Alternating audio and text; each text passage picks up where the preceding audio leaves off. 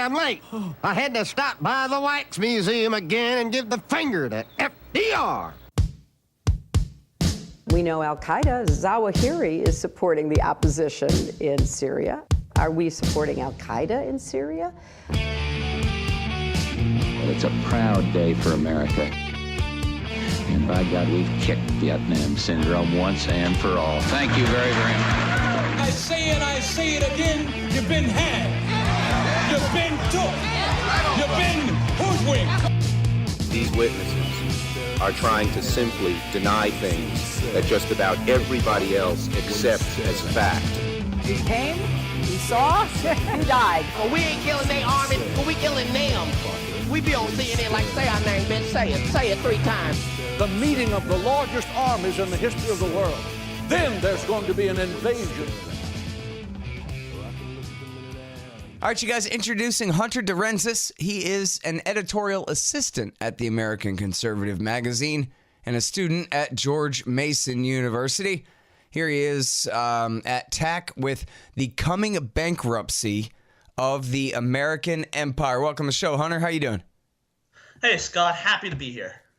Cool, man. Very happy to have you on the show. Good to talk to you again, and good to read this article. I really liked it. Attacking the right from the right. It's the best way to do it. Yeah. Ben Stein, from the Wonder Years and from famously getting the housing bubble wrong last time around. He had a father who was also interesting in a way. Yeah. Ben Stein's dad was Herbert Stein, who was also an economist and certainly less known to us just because Ben Stein has, gone into kind of acting career and is more of a pop culture icon than just economics. But yes, his dad also wrote economics in the popular press and was also chair of the council for, let me check to just make sure I get the title right. He was chair of the Council of Economic Advisors for Richard Nixon for a while, and then just a couple months under Gerald Ford. Was I right about the Wonder Years, or was I thinking of somebody else and he was in Ferris Bueller's Day Off, or was it both? Oh, Ben Stein was definitely in Ferris Bueller's Day Off, and I know he had a bit part in the terrible movie Son of the Mask. That's where I remember him most.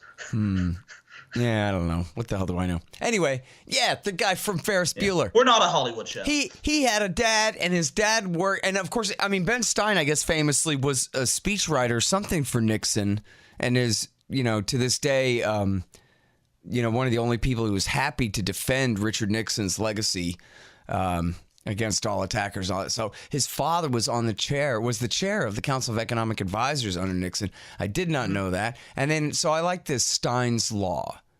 What's this say? So during this in 1976, after he was chair of the council, Herbert Stein propounded what he called Stein's Law. If something cannot go on forever, it will stop.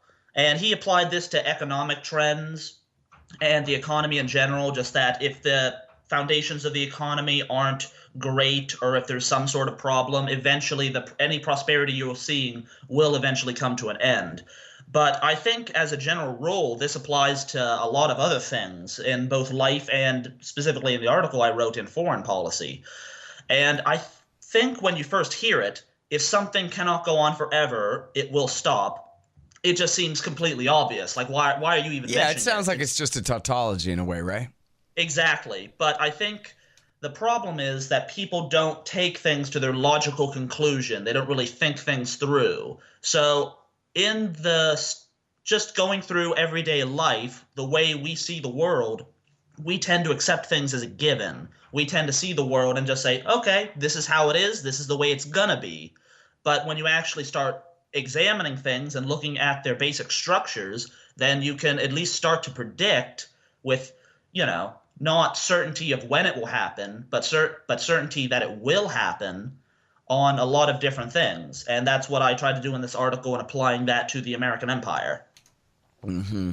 And yet, I don't know, man, because I remember, say, a decade ago or a little bit more than that, all the peak oil people used to say, something can't last forever, then eventually it'll end, and we're going to run out of oil, and it's going to be a big problem. And all the capitalists said, yeah, no, that's because you don't understand how prices work. And what will happen is that the price of oil will go up, and so then people will have more money to spend on getting that oil out of the ground and bringing it to market, and the price will go back down again because that's how it goes.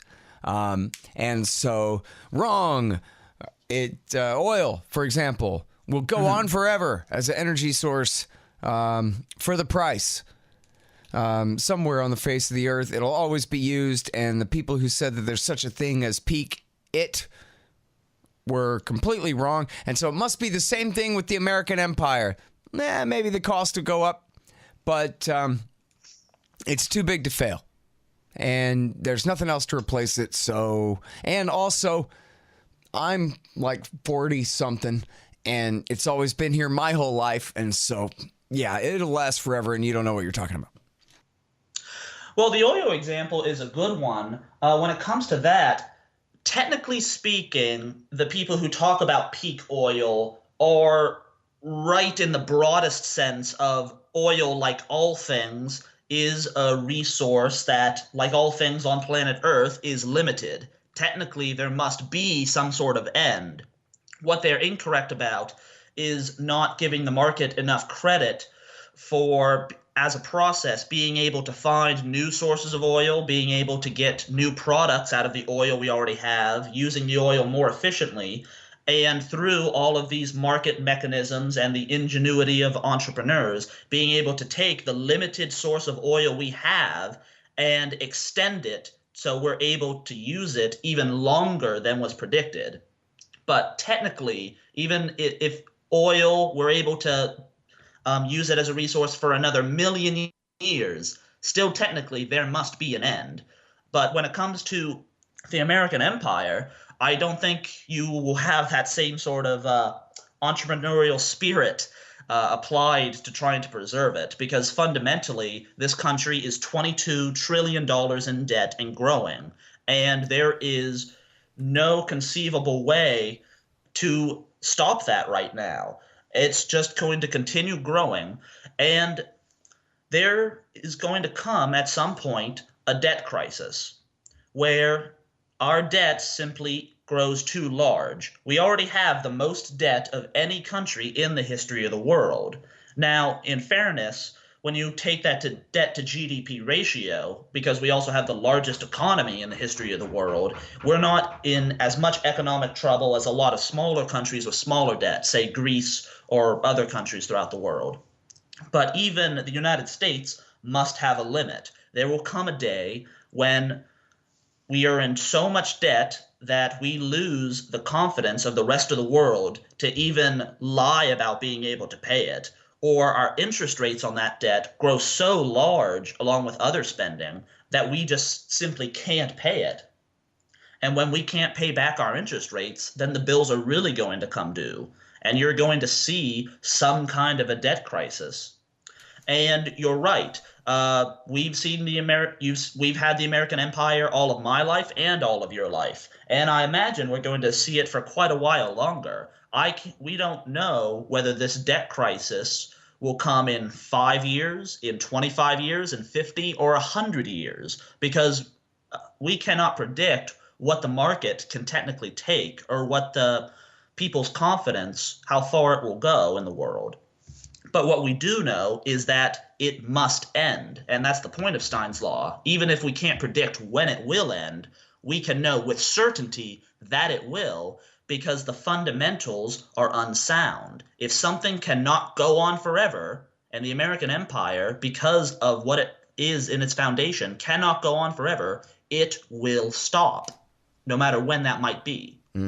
Well, I hope it's sooner rather than later, and the problem with saying that is, I'm typically not must get worse before it gets better kind of a dude, but it doesn't seem like there's any other real countervailing pressure against the American empire other than the point when foreigners are no longer willing to finance it by propping up our currency. Yeah, there's not really any kind of pressure on the empire to go away in other ways. When we talk about geopolitical foes of the United States, Russia, while it's certainly a regional power and we have to take it seriously due to its nuclear arsenal, it has a declining population. It has an economy the size of Italy's. It is on its way out as a great power. The only reason we do take it seriously is because of its nuclear arsenal.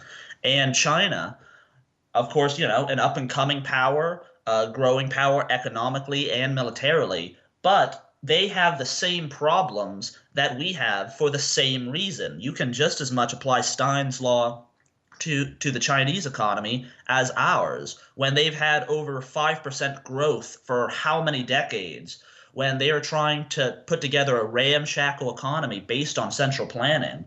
Sure, it might look good now, and it might look like real economic growth, but it's unsound. There's too much mismanagement. There's too much misallocation of resources. Eventually, just as Ludwig von Mises taught, there must be some kind of market correction. And the longer the misallocation goes on, and the more of it there is, the harder and worse that correction is going to be. And I think you can just as much predict a collapse of the Chinese system eventually, just like you can the American. Oh, yeah. So you don't really need outside powers to force the United States to pull back. It'll do it on its own because it doesn't have a choice. Right. And, I don't really know exactly how the proportions break down there, but just on the surface, it sure seems like they are due for a much bigger correction, just for the reasons that you say, that because regardless of how corrupt the American system is, it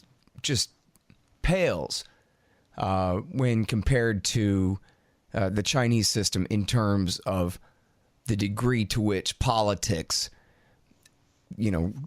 dictates over economic interest when it comes to decision making on projects, including creating entire new cities in places where nobody wants them. I read a thing the other day where they said fully a quarter of housing in all of China right now is unoccupied and is, families' third homes as pure investments only and this kind of thing. This is a huge bubble. And when it comes down, that may be what brings down the American economy as well the next time, because China, I think, is facing a great depression. I don't know in terms of length, but they certainly have very far to fall when it comes to their current pricing structures coming correction.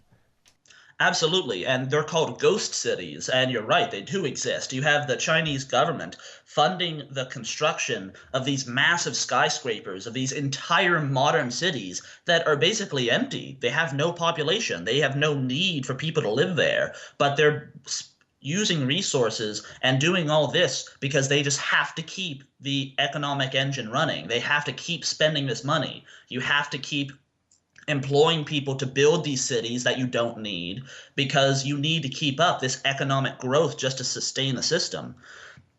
And for China, it is going to be much worse because as much as we complain about the American economy and the cronyism that happens in our own country, you're right, it pales in comparison to what the Chinese Communist Party is doing with their corruption.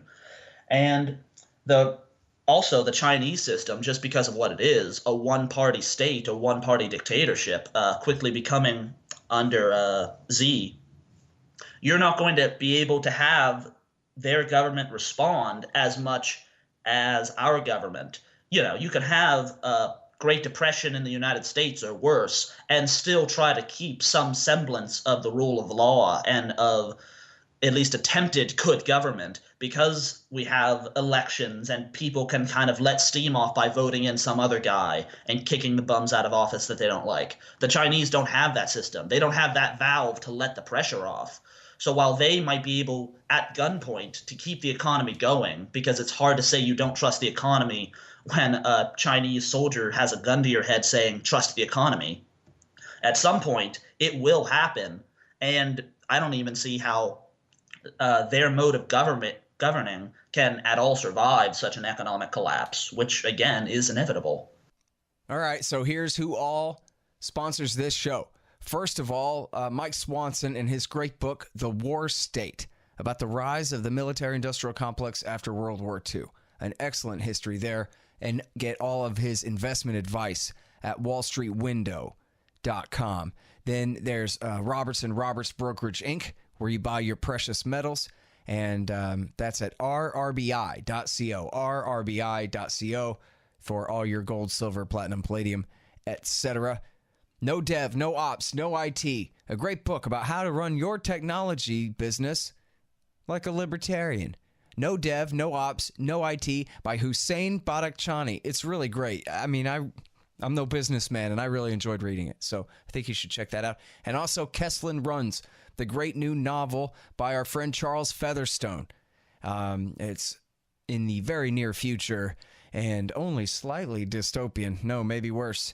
Kesslin Runs. And also, check out Horizon.global. That's Zencash. They're changing. They're not just a digital currency. They really are working hard on becoming a new platform for all different sorts of blockchain type secure applications.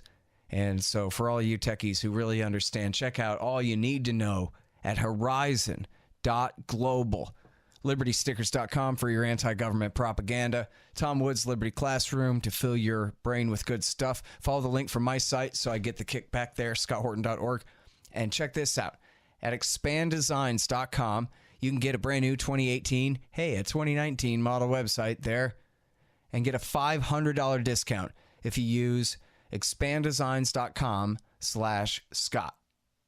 Well, and I wonder, though, whether precipitated by a Chinese collapse or just from its own bubble popping, whether economic crisis here actually might help to sustain the problem, the empire itself longer, in the sense that, when you have a big crash in the markets, then you have a lot of loans called in, a lot of loans canceled out, a lot of new currency that's been loaned into circulation, all X'd off the boards in a way that's, at least nominally deflationary. I don't know, in the larger sense, ultimately deflationary, but it seems like that could actually help to prop up the dollar, same as what happened with the last crash. People fled out of stocks and into U.S. securities. And, the dollar at the end of the day, they took America off the gold standard, but the rest of the world was already on the dollar standard, and they've stayed on the dollar standard, where American $100 bills count as gold bricks in the vaults of so many, foreign governments, as well as massive international corporations and so forth. And it seems almost like if we had a longer and more unsustainable bubble in the currency and, in the inflationary boom, that actually might do more to jeopardize the stability of the global empire in the medium term, or even in the short term, rather than having a correction come too soon and continue to prop the thing up. I do think it'll be different, and I think that the kind of debt crisis that we're speaking about now will be fundamentally different than the economic crisis of 07-08, because it's not just a market bubble. It's not just a correction after an inflationary period. It's not just mismanagement in the economy. We're talking about the actual United States debt. It's a crisis of government. Will fundamentally be a crisis of the dollar. And I think that's going to be very different than just Goldman Sachs having a crisis. Yeah, but I guess what I mean is, will the next Goldman Sachs crisis delay that more serious crisis that you're talking about? In other words, smaller crashes, .com and 08 sized crashes, propping up the dollar in a sense by cooling off just how out of control the debt is getting. Yeah, that's entirely possible that you could have, because and as I believe you were recently talking to Bob Murphy on your show, that the U.S. economy as it is now, we are due for another economic crash, because after the 2008 crash, we just, bulldoze over the misallocations in our economy with more inflation and even more spending without allowing any correction. Right. So we are the same as what happened in 99 and 2000 with the crash of the NASDAQ and all that. They just went right on ahead with the housing bubble. And then, so when the housing bubble popped, they just went right on ahead with the, I don't know what all bubbles, banking bubbles. It's hard to keep track. But so we I are mean, due certainly for the something. stock That'll be market bad. is at all-time high, and when they say that Bezos has more than $100 billion in his personal accounts and that kind of thing, that's when it's time to start placing your shorts. And I guess Amazon and Apple have both already tumbled since then a few weeks ago. And we are due for something much worse than 2008. And when that will come, of course, we don't know. And Austrian economics doesn't pretend to be able to predict things to the day. But a small crash could, I suppose, just like the peak oil example, elongate things or give more confidence in the U.S. dollar due to other arrangements. Yeah. But even then, the important thing to remember of this is that it is a sure thing. We don't know when it will happen, but there will be a debt crisis. Right. Even if these small economic crashes extend that slightly, it will still happen. It cannot be prevented. I mean, and all this raises the question of just the perspective that we bring, that Americans should be bringing to the questions of our foreign policy and what the eggheads call our grand strategy here, where according to the Project for a New American Century and the Center for a New American Security, who apparently speak for everyone, the two of those groups, America must dominate the entire planet Earth, and including Russia and China, so they better hurry up and fall apart or commit suicide or roll over or bend over or do something. And then it has to stay like that forever. The middle part of North America must dominate not just the new world, but all of the old world, and forever. Because if we don't, then someone else might try it, and then there would be a conflict and things would be bad. And that really has been the consensus of the entire foreign policy establishment. I mean, really going back to the end of World War II, but certainly since the end of the Cold War. And they seem to never ask the question you're asking, which is, who's going to pay for that? For how long do they really think that a policy of American unilateral domination of the rest of the entire planet Earth could last? That's supposed to last for the end of this century? The end of the next one? Forever? Is that what they really think? Because that doesn't make any sense at all for anyone who's ever looked at an atlas or, even a cartoon of a globe somewhere. The so-called world island of Eurasia is, 5 times the size of both Americas combined? And is just not here. It's there. And so it seems like if the U.S. government, as just its basic premise, if they're really here to serve as the security force for the people of the middle part of North America, then that is absolutely contradicted 180 degrees by the policy of attempting to dominate all of Europe and Asia from now on, in the name of providing that security. Only a fool could believe that, or only someone who's personally, directly invested in pretending to believe that could believe that. Well, our leaders, these people who believe in this quote-unquote foreign policy consensus, they don't have to worry about those little things like counting pennies or worrying about what the change is for every dollar. Because the thing that I try to push on everyone I speak to on these issues is that the wars we are fighting, the foreign policy we have now, is completely ideological. The only reason we are doing the things we're doing is because the leadership in this country believes certain ideas. Nothing what we're doing has to do with the actual strategic interests of the United States. Now, if you look at the United States as just a country, as a nation of people with borders and relations with other countries and other governments throughout the world, then you can actually look at what is in the strategic interest, what is good for the American people and what is bad for the American people, what helps defend them and what does not, what wastes their money and what doesn't. But all of these people, they have this ideological mindset of imperialism that, like you said, the American people, by the grace of God or by the grace of democracy or what have you, have a right to rule the world. And when you look at it from that vantage point, then a lot of what they're doing makes a lot more sense. Oh, of course we have to have hundreds of thousands of troops stationed in the Middle East. Why? Because that's America's backyard. Because we own the world and everything is our backyard. Because they come at things from that vantage point, that then the empire becomes justified. Because everything is in our national defense. Everything is in our interest. Because we must control every square inch of humanity.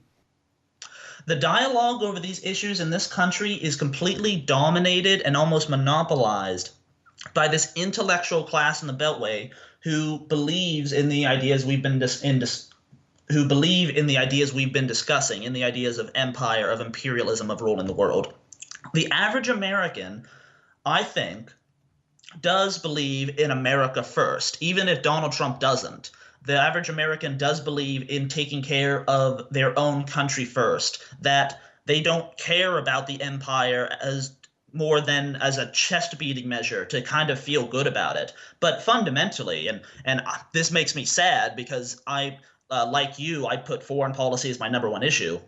But fundamentally, the American people don't vote based on foreign policy. They really don't care about what else is going on in the world. The only time it becomes a forefront issue is during the depths of Vietnam or Iraq when there's so many body bags coming home that we can't ignore it. Besides that, the American people vote on jobs, on health care, on the local economy, on Well, and we're never really inflation. given a chance to either. I mean, I think, Donald Trump's election in part was a repudiation of Hillary's foreign policy, but just think if he had really run against it. What if he'd really made a point of focusing on trigger-happy Hillary and how reckless she was? That's clearly how Obama beat her in the primaries in 2008. Kerry and Bush certainly gave us no choice.